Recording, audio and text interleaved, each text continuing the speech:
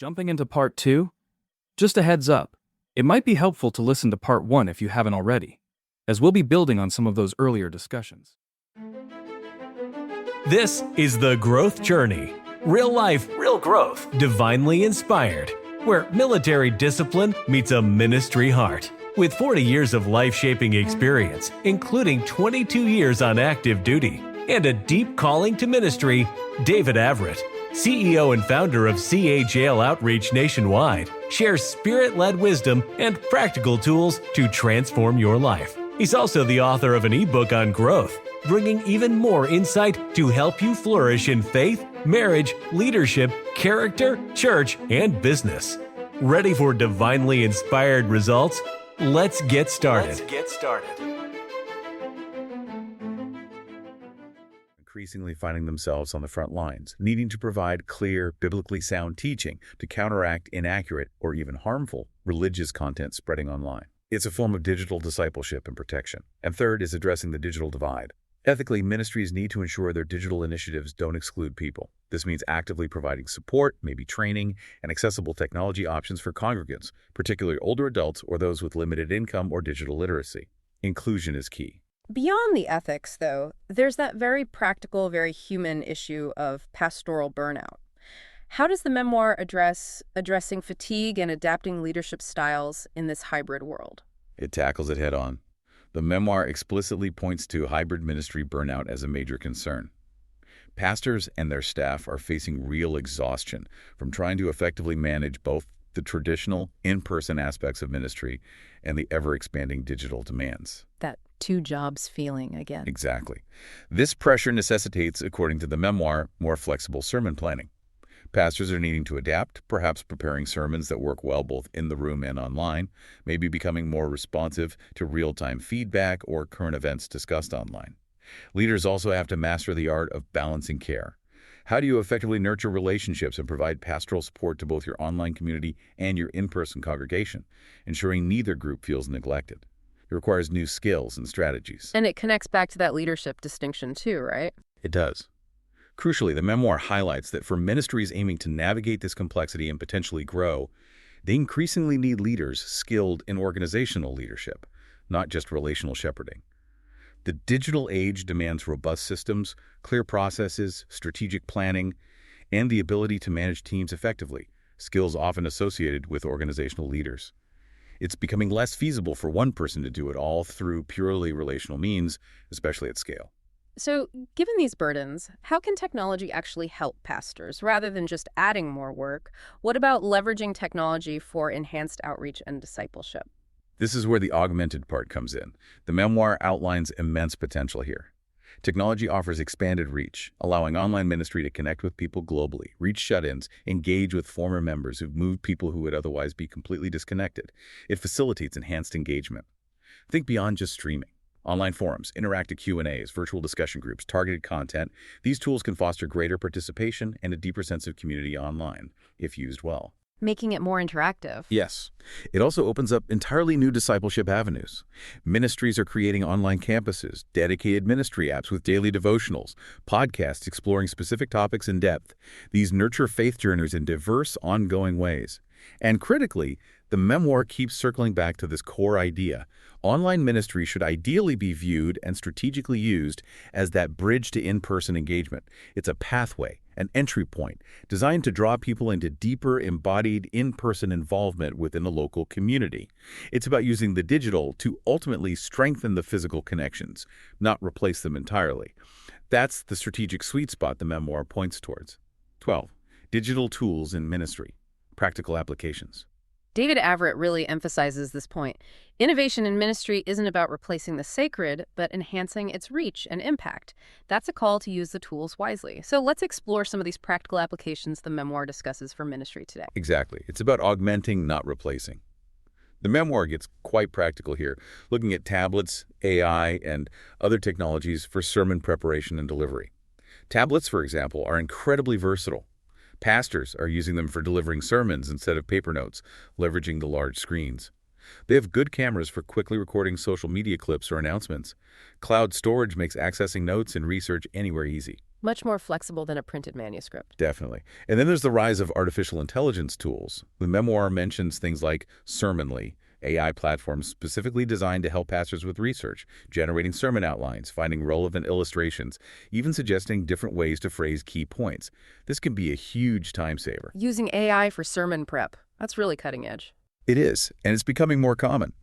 Additionally, there are digital sermon memoir platforms online that offer comprehensive support, full sermon series outlines, background research guides, small group discussion questions tied to the sermon, even promotional graphics for social media. All these tools contribute to that idea of the augmented pastor, enhancing the craft of preaching, homiletics. And it underscores, as the memoir argues, the critical need for future pastoral training programs to include robust digital literacy as a core competency. That seems essential now. What about using tech for teaching beyond the Sunday sermon, like for Sunday school or leadership training? Great question. The memoir details innovations in Sunday school and leadership teaching as well. We're seeing the rise of sophisticated online Bible study models.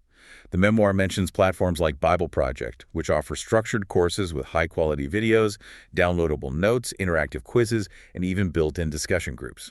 This makes deep learning highly interactive and accessible from anywhere. Much more engaging than just reading a chapter.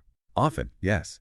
And looking ahead, the memoir even touches on emerging technologies like virtual reality, VR, and augmented reality, AR, being explored for ministry. Imagine creating immersive biblical storytelling experiences where learners can virtually walk through ancient Jerusalem or witness a biblical event unfold around them. Wow, that would be incredible. The potential is amazing. And there's also this concept of the gamification of discipleship. This involves using game mechanics like self-paced learning modules, points, progress tracking, interactive quizzes, visually engaging content to make spiritual learning more engaging, maybe even fun, and encourage consistent spiritual formation habits. Using game principles for spiritual growth. Interesting. It is. It's about meeting people with methods they find engaging in other parts of their lives. And beyond the teaching aspect, how are digital tools helping with the practical, day-to-day running of a faith-based organization, the operations side? This is another area where tech is making a huge difference. The memoir highlights the power of streamlining ministry operations with management software and digital giving. Many ministries now use specialized ministry management software, often abbreviated as CHMS. These platforms act like a central hub. They manage member databases, track attendance and engagement, both online and in person, simplify communication through email and text, handle event registration, coordinate volunteers. Bringing everything into one place. Exactly. It centralizes data and automates many administrative tasks, which frees up valuable time and resources, both human and financial life, allowing staff and volunteers to focus more on actual ministry, on people, rather than paperwork. We've already discussed digital giving platforms extensively, how they simplify donations, provide reporting, and ensure consistent financial support. The memoir also notes that AI is starting to be leveraged for operations too, automating administrative tasks, helping manage large member databases, maybe even personalizing communication based on member interests or engagement patterns. Using data more effectively. Precisely. Ultimately, the memoir emphasizes that embracing these operational technologies empowers leaders to make more data-driven decisions. They get a clearer picture of what's happening in their ministry, who they're reaching, and where resources are needed most. This leads to more effective, efficient, and impactful ministry overall. It's about working smarter, not just harder. 13. The evolving role of religious content creators and podcasters. Now, Chaplain David offers this reflection. The title may evolve, but the heart of shepherding remains. Guidance, protection, and spiritual nourishment for God's people. This brings us to a really important, maybe even controversial question raised in the memoir.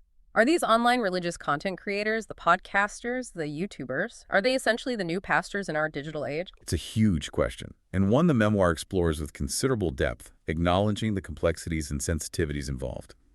The reality is, the rise of these independent religious content creators and podcasters, individuals who often command significantly larger audiences than many traditional pastors or entire ministries, forces us to reconsider our traditional definitions. Because they're doing some of the same things? Exactly. While these individuals may not have gone through traditional seminary training, or hold a formal ordination certificate, or be accountable to a specific local church structure, they are often fulfilling many of the functions traditionally associated with pastoring. Think about it. They provide spiritual guidance through their teachings. They interpret Scripture. They offer encouragement and advice on living a faith-filled life. They build communities, albeit often virtual ones, around shared beliefs and values. They're teaching, guiding, building community. Sounds like pastoral work. It does share many overlaps. And their reach is often global, impacting potentially millions of people seeking spiritual nourishment online. The effect can be profoundly impactful. So the memoir suggests it's more about the function they're performing, not just the formal title they hold. That's a key part of the argument presented, yes. However, the memoir is careful to present the other side, too. It notes that many traditionally trained pastors and leaders may, quite understandably, view these content creators differently. They emphasize the importance of formal theological education for ensuring sound doctrine. They stress the significance of ordination as a recognized commissioning for ministry. And they highlight the crucial role of direct accountability within a specific ministry structure or denomination. Accountability is a big one. It is. A major concern often raised, as the memoir points out, is the potential for theological fragmentation, everyone becoming their own interpreter, and, again, the rapid spread of misinformation or even heresy when there isn't a clear structure of authority, vetting, or accountability in place. The memoir references 1 John chapter 4, verse 1 here. Beloved, believe not every spirit, but try the spirits whether they are of God, because many false prophets are gone out into the world. A call to test the source. So this dynamic really suggests the very definition, the function of what we mean by pastor might actually need to evolve to fit the realities of this digital world. The traditional understanding seems challenged. It does seem challenged, or at least significantly expanded. The traditional understanding of a pastor is so deeply rooted in leading a specific, local, physically gathered congregation, whereas these digital religious leaders are often operating in a boundless, global, sometimes asynchronous online environment. It's a different paradigm. And the memoir even suggests some new terms are emerging to describe these digital leaders, right? Yeah. Reflecting this shift. It does.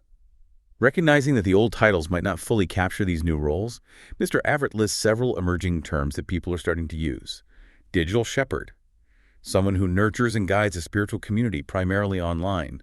Faith influencer, leveraging social media platforms to impact spiritual lives and beliefs. Spiritual guide, offering wisdom, advice, and teaching through digital content. Online minister, conducting services, offering counsel, building community predominantly via the internet. Cyber theologian, engaging in deep theological discussion and exploration within digital spaces. Virtual pastor, serving a congregation that primarily gathers or exists online. E-evangelist, focusing on spreading the gospel message using electronic media. Podcast preacher, whose primary platform for teaching and influence is podcasting. And digital discipleship coach, specifically focused on facilitating spiritual growth using digital tools and platforms. Wow, that's quite a list. It really shows how roles are diversifying. It absolutely does. Ultimately, though, the memoir stresses the need for wisdom and discernment on all sides. It calls for collaboration, where possible, between traditional ministries and credible digital creators.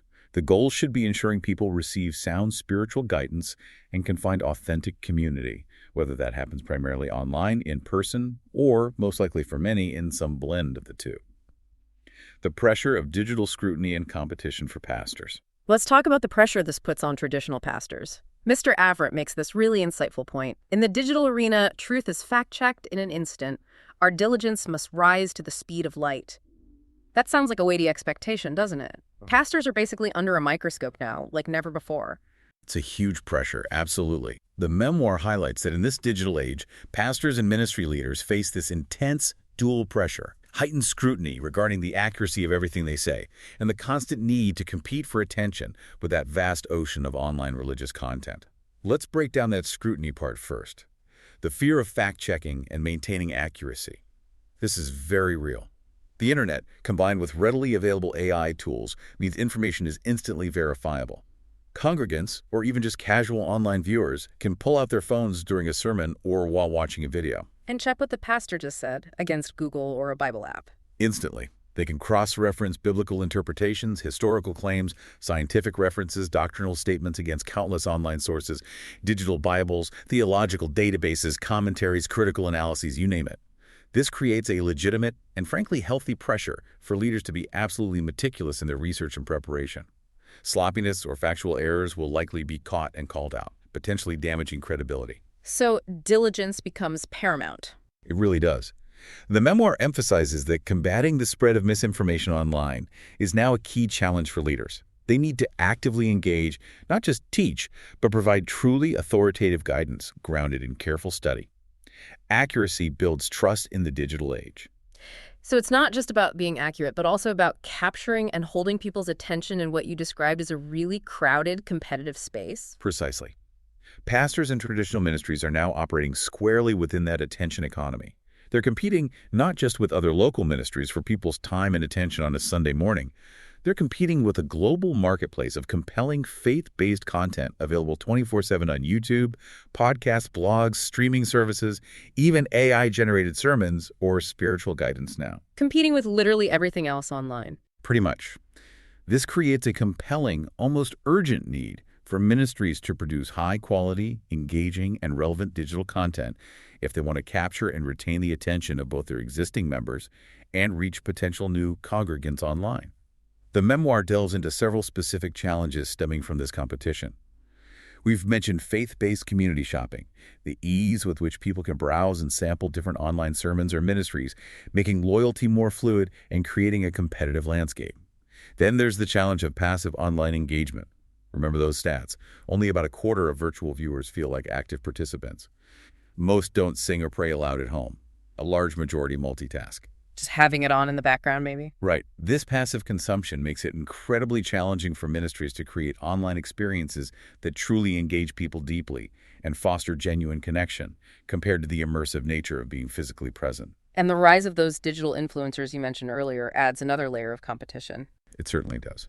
The memoir notes the rise of digital influencers, these popular online figures who, as we discussed, gain that de facto authority.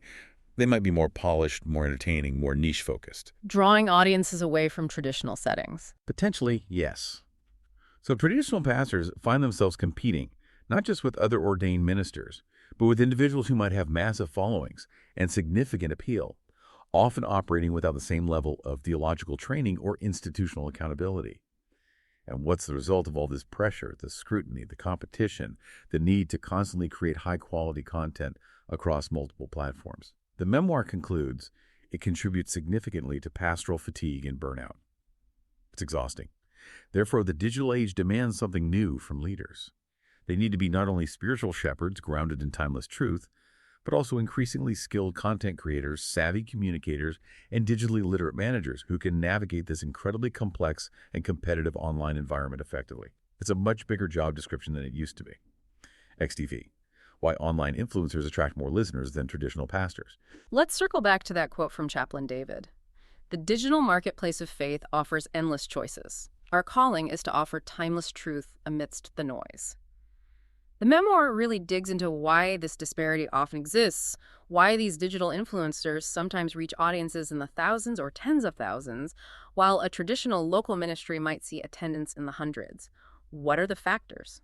It's a critical question for leaders to understand, and the memoir details several significant factors that contribute to the often broader appeal of these digital religious content creators compared to many traditional pastors. First, and perhaps most foundational, is accessibility and convenience. This ties directly into that faith-based community shopping phenomenon we keep mentioning. Online influencers offer their content globally, 24/7 on demand.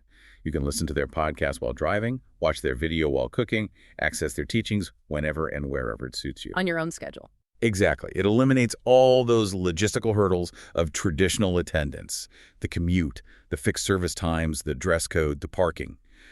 This sheer ease of access is a massive draw in our busy world, especially for people with health issues, disabilities, or unpredictable schedules. It just fits modern life better for many. This contrasts sharply with the often localized, time-bound nature of traditional ministry services. So it's not just about what is said, but how easy it is to hear it and how it's presented. Precisely. The second factor the memoir highlights is production quality and engagement. Let's be honest, many successful online influencers invest heavily in making their content look and sound good. We're talking well-produced audio, high-definition video, clear and engaging speaking styles, well-organized content, visually appealing graphics. This contributes to a much more positive, professional user experience. It feels more polished, maybe more engaging. Often, yes. It makes the information more digestible, more enjoyable to consume, especially for audiences accustomed to the high production values they see in other digital media. They understand they're competing in that attention economy and act accordingly. Third factor, relatability and authenticity. Many content creators excel at building a sense of personal connection with their audience, even digitally. They might share personal stories, be vulnerable, interact directly with comments. Creating a perceived relationship. Exactly.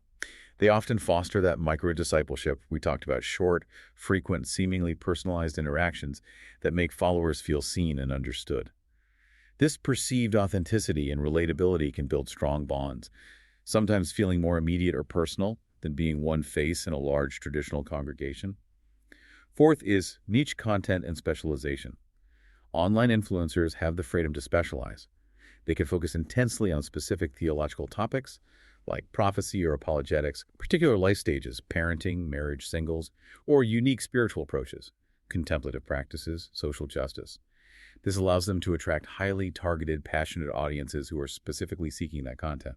Traditional pastors serving a diverse local congregation often need to provide a broader, more general range of teaching. Catering to a specific interest versus a whole community. Right.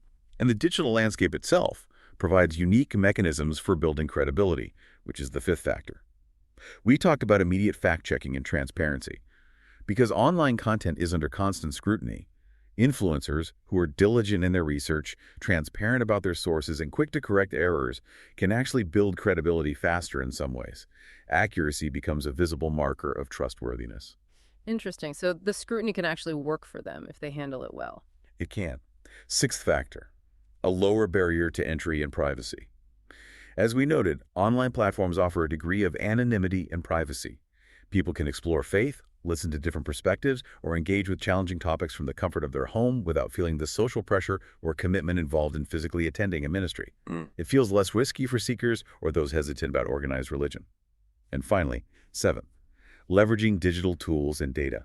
Many online influencers are incredibly skilled at using digital tools for outreach, marketing, and discipleship. They understand search engine optimization, social media algorithms, email marketing, audience analytics. They know how to play the digital game. They often do. They use data to understand what content resonates, when to post, how to reach new audiences. This data-driven approach allows them to optimize their reach and impact far more effectively than some traditional ministries that are still learning or perhaps hesitant to fully embrace these digital strategies. This is really fascinating. It underscores that it's not just about the core message of faith itself, but very much about how that message is packaged, where it's delivered, and how easy it is for people to access and engage with it in today's world. That's the critical takeaway the memoir presents. While a traditional pastor's authority typically stems from formal training, ordination, and local accountability, the digital landscape has enabled these popular online influencers to gain significant de facto authority based on reach, relatability, and perceived expertise. This reality creates a compelling, almost unavoidable need for traditional ministries themselves to step up their game to produce high-quality, engaging, relevant, and easily accessible digital content if they want to effectively compete for attention and remain influential voices in the spiritual lives of both their members and the wider world. The digital age demands that leaders become not just shepherds, but also skilled communicators, and yes, even content creators who understand how to navigate this complex and highly competitive environment. Where should people go for religious and leadership content? What defines credibility? Okay, given this vast and complex landscape, Chaplain David offers this piece of wisdom. Credibility in the digital age isn't just about titles. It's about transparency, diligence, and genuine devotion to truth. That really hits on the challenge of figuring out who to listen to, doesn't it? Where should people go? What makes someone credible online? It's an increasingly vital question, and the memoir dives deep into it, trying to provide some clarity in a murky environment. First, it reiterates the evolving landscape of content consumption. We have to accept the reality. People are turning to digital channels for religious and leadership content in massive numbers. Remember those stats. 30% searching for info, 21% using scripture apps, 15% listening to podcasts, 20% watching videos. YouVersion's 875 million app installations. The internet is already a primary source of spiritual nourishment and leadership insight for millions. The shift has happened. It has. And this reflects that consumeristic culture of worship or learning, where individuals actively shop for content that meets their needs for convenience, relevance, and quality. So if people are actively shopping and choosing, what are they looking for? What signals credibility to them in an online source, whether it's religious or leadership focused? The memoir outlines several key factors that often contribute to perceived credibility online. First, professional background and expertise. While maybe less direct in the purely religious sphere, think about secular content. People value credentials, experience, education. This often translates. Individuals might look for creators with demonstrated theological training, deep biblical knowledge shown over time, or practical, real-world experience in ministry or leadership, like Mr. Everett himself, with his military leadership and chaplaincy background. Credentials still matter to many. Second, clear and consistent doctrine for religious content. In a world awash with diverse and sometimes contradictory teachings, people often seek out sources that present a clear, consistent, biblically grounded message over time. Reliability matters. Third, relatability and authenticity. We keep coming back to this. Creators who are perceived as genuine, transparent, perhaps vulnerable, and relatable on a human level tend to build strong connections and trust. This fosters that micro-discipleship.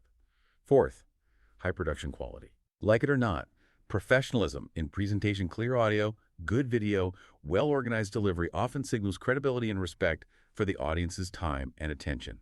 Sloppy production can undermine the message. And fifth, that element of immediate fact-checking. In today's world, creators who embrace transparency, cite their sources, and respond thoughtfully to questions or challenges can actually build credibility through that process. Being open to scrutiny signals confidence in their message. Okay, so that's how online content creators often build credibility. But let's contrast that. Traditionally, what gives a pastor, a leader within a faith community, the authority to teach on these deep life topics, the Bible, marriage, raising kids, ethics? Right. The memoir explains that traditionally, a pastor's recognized authority stems from a combination of several key sources, often formally acknowledged. First, formal theological training and ordination. Many pastors undergo years of rigorous theological education, seminary degrees, etc., and are then formally ordained or licensed by a recognized denomination or church body. This process vets their knowledge, character, and calling, providing a deep understanding of Scripture, theology, church history, and pastoral care practices. Second, a sense of calling and spiritual gifting. Pastors often articulate a strong subjective sense of being called by God to ministry, and the congregations often recognize specific spiritual gifts in them related to teaching, leadership, preaching, or shepherding, referencing biblical passages about spiritual gifts like Romans chapter 12 or Ephesians chapter 4. So an internal call and external affirmation. Often, yes. Third, and this is crucial, local ministry, accountability, and relationship. A pastor's authority is typically deeply intertwined with their relationship to a specific local congregation. They are known by their people, they live among them, they build trust over time, and critically, they are accountable to the leadership structures, like elders or a board, within that local ministry. The memoir references Hebrews chapter 13, verse 17 here. Obey them that have the rule over you and submit yourselves, for they watch for your souls, as they that must give account, that they may do it with joy and not with grief, for that is unprofitable for you. That accountability is key. And finally, fourth, practical experience and pastoral care. Through years, often decades of walking alongside individuals and families through joys and sorrows, pastors gain invaluable practical wisdom in applying biblical principles to the complexities of real life. That hands-on experience builds a unique kind of authority. So there's a really clear distinction in the shepherding role itself between a traditional pastor serving a local flock and an online creator addressing a dispersed audience, isn't there? A very significant one, which the memoir highlights repeatedly. As we've discussed, the biblical model of the church heavily emphasizes that local, gathered assembly, Hebrews chapter 10, verse 25 again. That physical gathering is seen as essential for deep fellowship, corporate worship, mutual encouragement, shared sacraments, and that direct accountability under recognized spiritual leadership.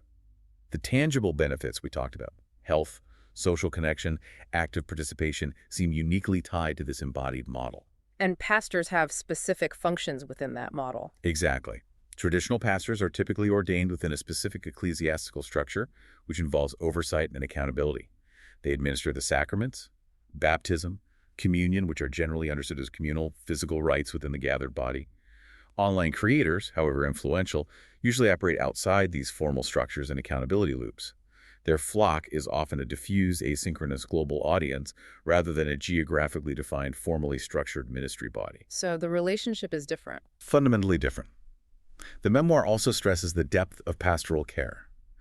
While online platforms can facilitate prayer requests or virtual groups, that deep, personal, hands-on shepherding, the hospital visits, the crisis counseling, the long-term relational discipleship is profoundly more challenging, if not impossible, to replicate effectively purely online. So while online creators can be incredibly valuable as teachers, evangelists, or inspirers reaching a broad audience, the memoir suggests they may not fully replicate the holistic role of a pastor serving a specific local congregation. Which brings us back to that core question. Can people pastor online or attend faith-based communities entirely online and get the same thing? This is really the crux of the hybrid ministry debate. And the memoir suggests, based on the evidence presented, that while online platforms offer truly significant benefits, expanded reach, amazing accessibility, convenient learning, they often fall short in replicating those deep social connections and, perhaps surprisingly, the tangible health benefits linked to in-person attendance. Remember the potential links between online-only engagement and loneliness or depression cited in the memoir. While online formats definitely facilitate that micro-discipleship and connect global communities in new ways, the Bible's strong emphasis on physical gathering, the unique experiences possible in corporate worship, and the depth required for true pastoral shepherding suggest that online ministry, while valuable, likely cannot fully replace the holistic benefits of being part of a local embodied faith community. This is why the memoir keeps returning to the idea of online ministry serving as that bridge to in-person engagement, using the digital to draw people towards deeper physical community. So the ideal isn't necessarily choosing one over the other, but perhaps embracing a blended approach. Precisely. That seems to be the most realistic and potentially fruitful path forward presented in the memoir, both for individuals seeking nourishment and for leaders guiding ministries. The ideal for many individuals today might be a blended spiritual diet. Rely on the local faith-based community for core discipleship, accountability, and embodied community, reaping those unique benefits of in-person gathering. And simultaneously, utilize credible online memoir for supplemental learning, diverse perspectives, and global connection. Online resources offer incredible convenience and reach, providing ways to engage with Scripture, explore topics deeply, and connect with the wider body of Christ globally. For ministry leaders, this means accepting they're operating in this blended reality. They need to adapt their leadership, leverage technology strategically for outreach and supplemental discipleship, provide authoritative guidance in the noisy digital space, while still prioritizing and fostering deep, meaningful, in-person connections. Ultimately, the memoir suggests the credibility of any content, whether from a traditional pastor or an independent online creator, will increasingly be judged not just by titles, but by its perceived biblical fidelity, the demonstrated expertise and authenticity of the presenter, and its genuine ability to foster spiritual growth and authentic connection both online and offline. 7. Why do pastors and leaders sometimes avoid external digital content? Okay, this is something I've wondered about. Chaplain David observes, isolation stifles innovation. To lead the church, organizations, and faith-based organizations forward, we must open our minds to the digital wisdom all around us. Yet it can seem perplexing, can it, when some pastors or ministry leaders appear hesitant, maybe even resistant to engaging with external online memoir. Why might that be? It absolutely can seem perplexing from the outside, especially given the sheer volume of potentially helpful content available. The memoir delves into this, exploring potential reasons why pastors and leaders might be reluctant to actively consume other people's religious or leadership memoir, whether it's ebooks, podcasts, YouTube channels, blogs, online courses, or other digital formats from fellow leaders or religious creators. Now, the memoir notes direct statistics on this specific behavior are scarce, but it provides some really insightful potential reasons based on broader research about pastoral pressures and technological adoption. One major factor is likely overwhelm and time constraints. Let's be real. Ministry is incredibly demanding. Pastors are often stretched incredibly thin trying to balance sermon prep, pastoral care visits, administrative tasks, counseling sessions, meetings. The list goes on. Their plates are already overflowing. Completely. So the idea of adding the regular consumption of potentially vast amounts of external digital memoir on top of everything else can simply feel overwhelming, like an impossible task. The memoir cites a Barna Group study indicating that overwhelming stress was a primary reason 56% of pastors considered leaving full-time ministry. Adding more to-dos might feel like the breaking point. There's also the related issue of pure information overload. The sheer volume of content published online every single day is staggering. Just sifting through it all to find what's relevant, credible, and truly useful can feel like a full-time job in itself. It's easier sometimes to just stick with familiar memoir. So part of it might be a self-preservation tactic, trying to protect their focus. Yes, that's another angle the memoir explores. Some pastors might intentionally limit external input as a way of maintaining focus and avoiding distraction. This could stem from a desire for protection of local ministry focus. They might feel a deep responsibility to tailor their teaching and leadership specifically to their own congregation's unique needs, context, and history. They might worry that consuming too much generic external content could dilute their unique voice or distract from their specific local mission. Keeping it relevant to their people. Exactly. Some might also prioritize their personal spiritual disciplines, direct scripture study, prayer, quiet reflection over consuming memoir created by others. They might view these practices as more essential for their own spiritual nourishment and sermon preparation, referencing Matthew chapter 4, verse 4. Man shall not live by bread alone, but by every word that proceedeth out of the mouth of God. They prioritize the primary source. And what about concerns over the quality or theology of what they might find online? That seems like a valid concern for a pastor. Absolutely. That's a significant point discussed in the memoir. Concerns about theological purity and misinformation. Pastors often see themselves as guardians of doctrine for their flock. So they may be highly cautious, even skeptical, about introducing or consuming content from outside sources that could potentially contain theological inaccuracies, drift from biblical orthodoxy, or introduce teachings that deviate from their ministry's established beliefs or denominational distinctives. Protecting the flock from grievous wolves, as the scripture says. Precisely. The memoir references Acts chapter 20, verses 28 and 29, where Paul warns the Ephesian elders. Take heed, therefore, unto yourselves and to all the flock. For I know this, that after my departing shall grievous wolves enter in among you, not sparing the flock. That sense of protective responsibility is strong for many pastors. This leads to a legitimate fear of false teaching. The internet allows harmful or heterodox teachings to spread incredibly quickly and widely. Faced with this, some pastors might simply err on the side of extreme caution, sticking only to highly vetted or historically recognized memoir. The memoir references 2 Peter chapter 2, verse 1 again, about false teachers bringing in damnable heresies. This constant need to vet everything can lead to what might be called discernment fatigue, always having to prove all things, as 1 Thessalonians chapter 5, verse 21 encourages, while wise can also be incredibly exhausting when the volume of content is so high. That makes sense. And sometimes maybe it's just about their own comfort level with the technology itself. Indeed. The memoir points clearly to technological hesitancy and digital reluctance as another factor. A significant number of pastors, particularly those in older generations perhaps, may simply feel unprepared, uncomfortable, or lacking the necessary skills to navigate the digital world effectively. The memoir cites that Texas A&M University study again, where nearly 2/3 of pastors felt least prepared for the technology-related aspects of their work, especially highlighted during the pandemic. You even hear quotes like, "This wasn't the job I signed up for as a pastor." A feeling of being forced into a tech role they didn't want. Exactly. For some, there might even be active resistance to digital solutions. Some ministry leaders, and even members, might actively oppose embracing online service options or engaging heavily with digital media due to personal preference, a deep skepticism about technology's role in faith, or just a general mindset resistant to change. The memoir even quotes a pastor who reportedly called using Facebook for online services the stupidest idea I have ever heard. When that level of resistance exists, actively seeking out more digital content from others seems unlikely. This can be compounded by a generational divide, where younger staff might be enthusiastic about digital tools, creating internal friction with more hesitant senior leaders. What about ego? Could a perceived threat to their own authority or a feeling of self-sufficiency play a role? The memoir suggests this is another possible factor, perhaps more subconscious for some. Perceived threat to authority or self-sufficiency.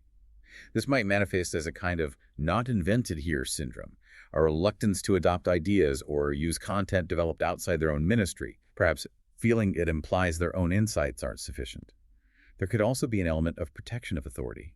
A pastor might believe, consciously or unconsciously, that drawing too heavily or too obviously from external digital memoir could subtly undermine their unique standing and authority as the designated teacher for their specific flock.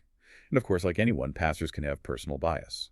They might naturally gravitate towards content that confirms their existing theological views or leadership philosophies, and simply avoid or dismiss memoir they perceive as irrelevant, disagree with, or find personally unappealing. Finally, David Averitt makes a really strong, almost ethical point in his memoir about tracked emails and professional integrity. What's that about? This is a crucial, practical, and ethical consideration the memoir raises for the digital age. It emphasizes that pastors and leaders today need to recognize something important. Engaging with digital content shared by others, whether it's reading an article linked in an email, watching a requested video, listening to a podcast episode someone recommended, isn't just optional. It's presented as a matter of professional courtesy and mutual respect within the broader leadership community.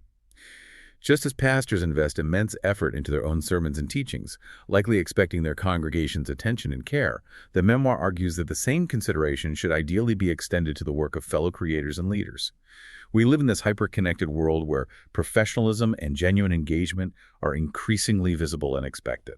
And the tracking aspect makes it visible. Exactly.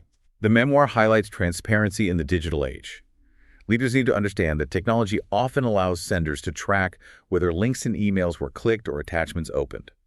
Therefore, honesty is paramount. If asked whether they've engaged with shared content, claiming to have done so when tracking data might show otherwise is simply dishonest and potentially damaging to professional relationships and integrity. In a world where, as the memoir puts it, everyone is watching everyone online, authenticity and integrity become more visible and more critical than ever. It references Colossians chapter 3, verse 9. Lie not one to another, seeing that ye have put off the old man with his deeds. A direct call for truthfulness. So the excuse of "I don't have time" might need reevaluation. The memoir strongly suggests so. If a leader genuinely feels they consistently don't have the time to engage with relevant external content shared by peers or mentors, it might warrant a serious look at their priorities and time management skills. The argument is made. If a congregation makes time to listen to their pastor and financially support the ministry, shouldn't leaders likewise make some time for continuous learning and engagement with the broader body of Christ, especially when that engagement could contribute to their own growth, effectiveness, and the relevance of their ministry? Refusal to engage at all could, in some cases, indicate a lack of commitment to continuous improvement, or even a concerning level of disconnection from the wider Christian community and the evolving ministry landscape. So, in summary, while there's no single reason, it's likely a combination of factors: real-time constraints, valid concerns about theological integrity, varying comfort levels with technology, and perhaps some underlying issues of authority or prioritization that contribute to why some pastors and leaders might hesitate to fully embrace the vast sea of external digital memoir available today. However, the memoir strongly argues that the rapidly changing world necessitates a significant shift in mindset and practice for leaders who want to remain effective and relevant. XE8, the urgency for pastors to embrace modern digital content, staying relevant in a changing world. This leads us to a sense of urgency. Chaplain David really drives this home. Our message is timeless, but our methods must be timely. Yesterday's tools can't build tomorrow's church, organizations, and faith-based organizations. That hits hard, doesn't it? The memoir seems to be stressing that digital engagement isn't just an option anymore. It's become a necessity for relevance. It's presented as an urgent clarion call. Absolutely. The memoir argues compellingly that it is now imperative, not optional, but imperative that pastors and leaders today fully understand, engage with, and learn from modern digital platforms and content formats. We're talking blogs, podcasts, YouTube channels, ministry websites, apps, audiobooks, even understanding the implications of AI. These aren't just supplementary tools anymore. They are increasingly seen as crucial foundational elements for effectively building, sustaining, and growing a ministry in the 21st century. So sticking only to the old ways is risky. Extremely risky, according to the perspective in the memoir. While traditional forms like hardback books and classic sermon series certainly hold timeless value, the fundamental method by which most people consume information has undergone this radical shift. The memoir poses a challenging question. When was the last time most people under, say, 50 went to a gas station specifically to buy a newspaper, or made a dedicated trip to a physical bookstore just to browse for a particular nonfiction memoir? Yeah, that's much less common now. We get news online by memoir with a click. Exactly.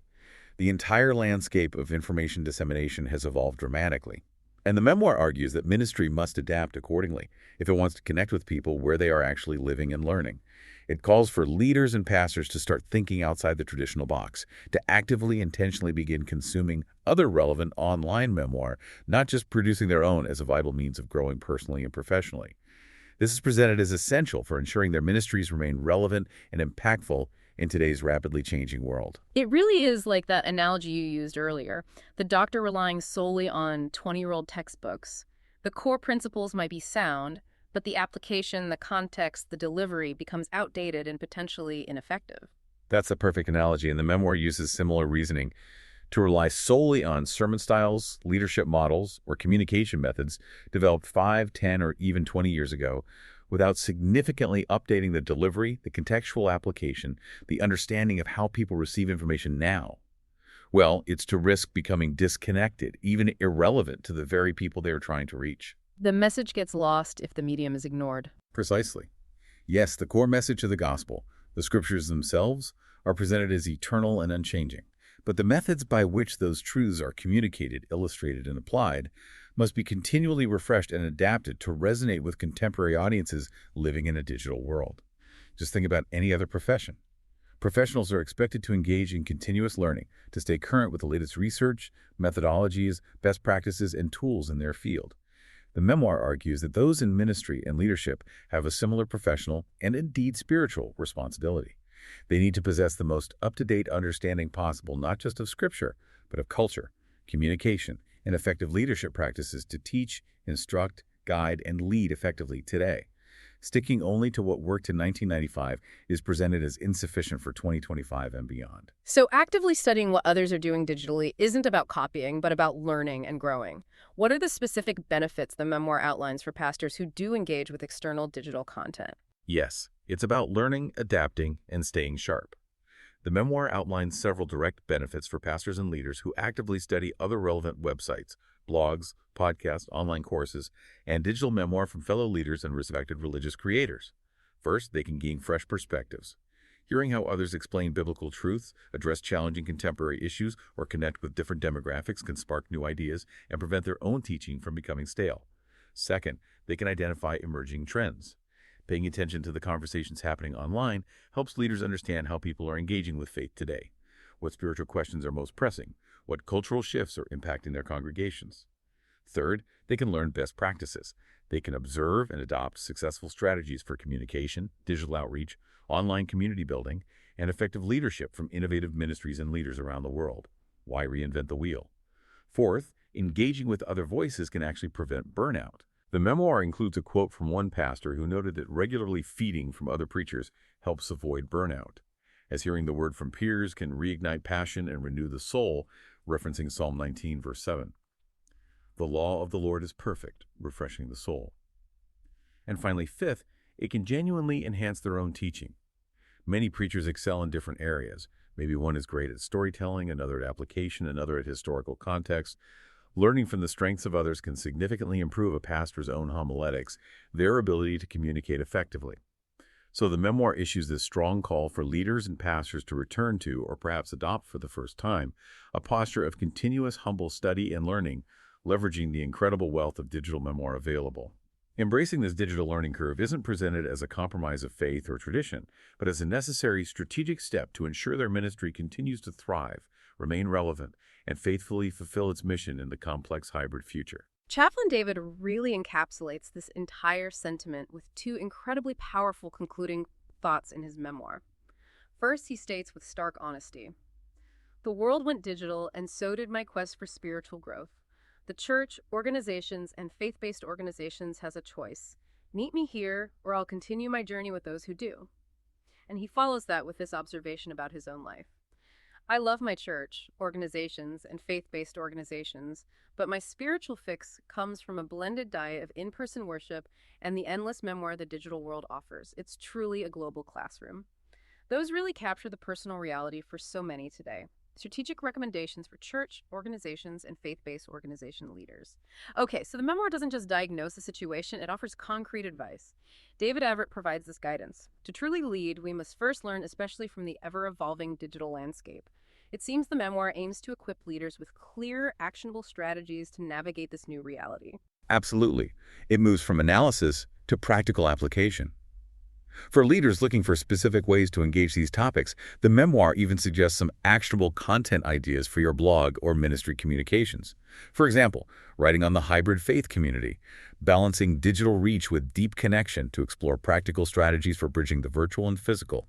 Or maybe, beyond the sermon, how podcasts are revolutionizing discipleship, discussing the benefits and how-tos of ministry podcasting. Offering practical takeaways. Exactly. Other suggestions include titles like Decoding Digital Faith, What Bible Apps and Online Studies Reveal About Today's Believers, encouraging leaders to actually look at engagement data to understand needs, or The Truth About In-Person Ministry, unpacking the health and community benefits, making an evidence-based case for gathering physically. Also, navigating the digital minefield, data privacy, misinformation, and ethical leadership, tackling those tough ethical issues head-on. Or Pastors as Digital Shepherds, adapting leadership for the online flock, addressing pastoral fatigue and evolving leadership styles. And finally, Tech-Savvy Ministry, tools and innovations for the modern faith community, offering practical advice on integrating specific digital tools. So, lots of potential starting points for discussion and strategy. And beyond blog posts, what are the overarching key strategies for thriving in a hybrid faith-based landscape that the memoir outlines? What's the roadmap?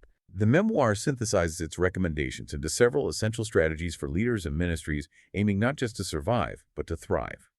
First, embrace lifelong digital learning. Leaders must commit to continuously developing their own digital literacy and understanding the evolving digital landscape. It's not a one-time training. Second, prioritize digital justice and inclusion. Ministries need to actively work to bridge the digital divide, ensuring all members have the access and support needed to participate, regardless of age, income, or tech savviness. Third, balance convenience with connection. While leveraging the convenience of digital, leaders must intentionally design opportunities for deeper, meaningful in-person social connection and community building that complement online engagement. Don't let convenience entirely replace connection. Fourth, strategic content diversification. Ministry should create diverse, high-quality, engaging digital content tailored to different platforms, website, social, podcast, app, to meet people where they are and cater to different learning styles. Fifth, cultivate a culture of digital stewardship. This means implementing strong data protection practices, modeling ethical online behavior, and actively combating misinformation within their own online communities. Take responsibility for the digital space you create. Sixth, invest in operational technology. Utilize tools like ministry management software, CHMS, and robust digital giving platforms to streamline administrative tasks, freeing up precious time and resources for relational ministry. And finally, seventh, foster a bridge mentality. Consistently view and message online ministry primarily as a pathway toward deeper in-person engagement and commitment within the local community, rather than presenting it as an equal or permanent alternative.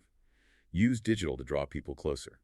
Taken together, these strategies offer a comprehensive roadmap for navigating the complexities and harnessing the opportunities of ministry in the digital age, as presented in Mr. Everett's memoir. The evolving landscape of faith-based and leadership. Wow. We have covered so much ground today, exploring this really profound transformation happening in religious life and leadership, all through the lens of David Everett's memoir, Click and Connect.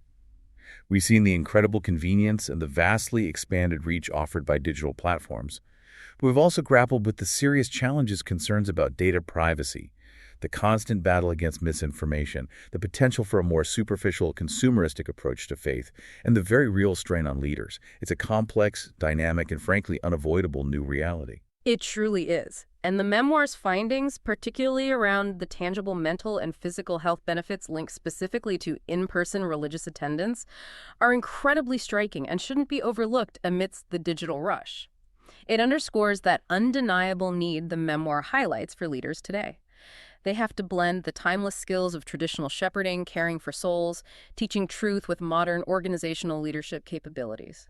They need to strategically address the real issue of pastoral fatigue, adapt their methods constantly, and leverage technology wisely, not merely as a substitute for embodied community, but as that powerful tool for enhanced outreach, deeper discipleship, and ultimately strengthening those vital in-person connections. So bringing it all together, the pathway forward, the route to continued vitality for faith-based communities in this era, seems clear according to the memoir.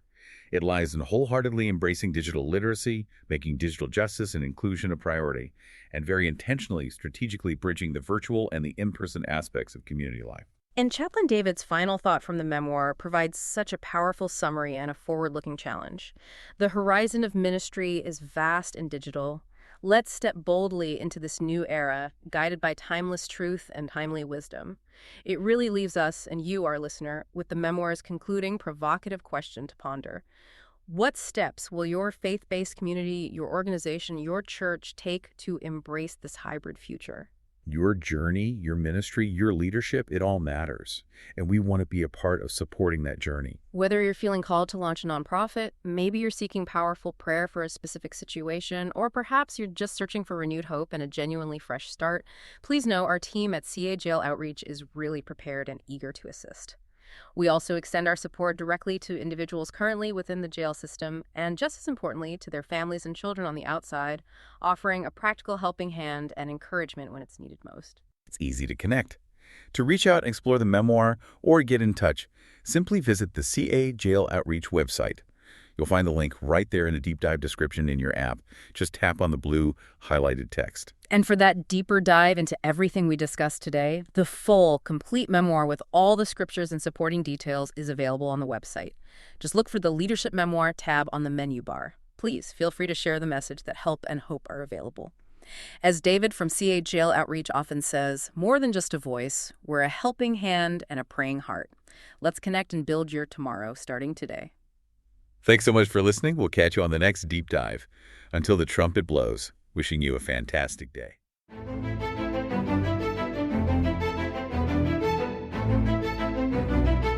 Thanks for joining us on The Growth Journey. If you're ready to keep growing in faith, leadership, and life, be sure to follow the show and share it with someone on their own path. For more resources to connect with David Everett, visit cajailoutreach.org. Until next time, keep pursuing real life, real growth, and divinely inspired results.